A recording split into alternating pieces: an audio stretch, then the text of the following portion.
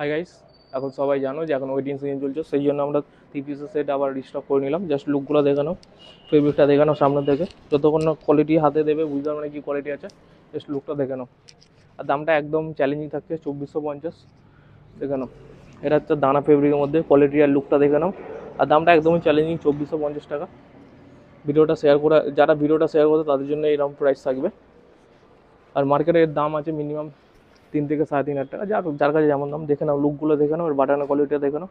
3 পিসের সেট হবে, জাস্ট কোয়ালিটিটা দেখে নাও।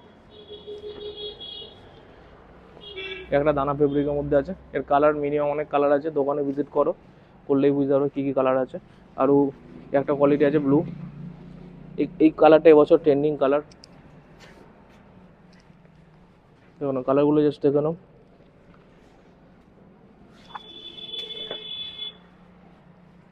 এটা সিঙ্গেল পিস, এর দাম শুধুমাত্র 1250।